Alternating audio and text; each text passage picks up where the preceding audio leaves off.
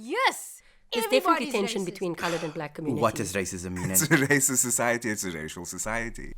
I think coloured people are racist, especially if we are looking at the broader picture of coloured people being in fact black people. So in fact it is an internalized racism. In my family, we were always very big activists, ANC, UDF, and but when we sit around the table, my opa and my uncles will still say the K word, and they would still say, yeah, but they are getting all the work. It's not something I really tolerate anymore, and it's something that I'm trying to educate my family about. And it's something that's really serious. I think there's so much that is unknown in coloured culture and that doesn't get unpacked. Coloured people are a marginalised group in this country.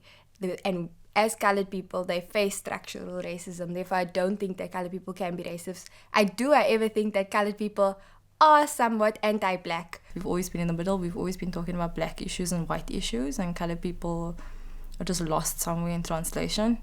When we speak to black people about that issue, they say things like, oh, but you are black like us, but we can't seem to find an identity within that blackness. We internalize particular notions of colouredness, and we believe that coloured is better than black, and not that coloured is a kind of black, one of a multiple number of experiences of blackness and oppression.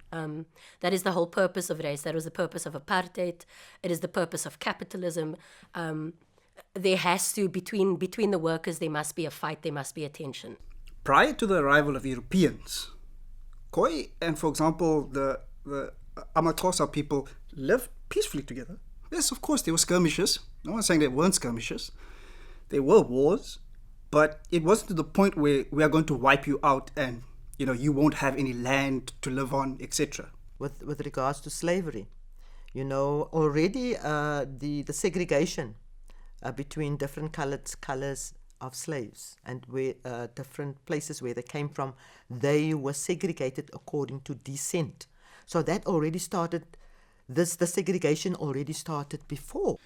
And so at some point along the line, coloured people were afforded particular privileges and rights that traditionally black South Africans didn't have. So we tend to side with the fair skin than the darker skinned person, and that's just because of years of apartheid, I think.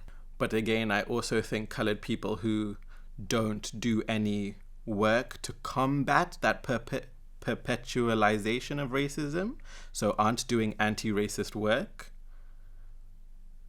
are also complicit in perpetuating that racism because it does exist within coloured communities. And then you get institutionalized racism. That is actually a bigger problem, because institutionalized racism to me means that I can't move forward and my collective people cannot move forward purely because of the fact that I am seen as a coloured or I am seen as a black person. We have media propagating the notion of black corruption.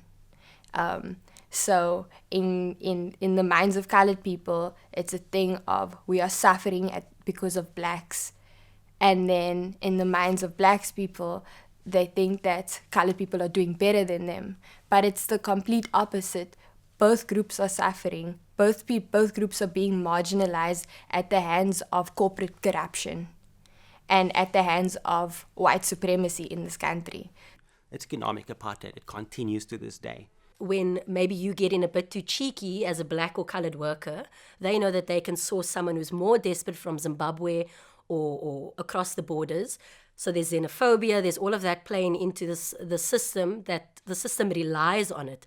It relies on the fact that we hate each other, that we compete with each other, and that we know that as soon as that one goes, I have a chance.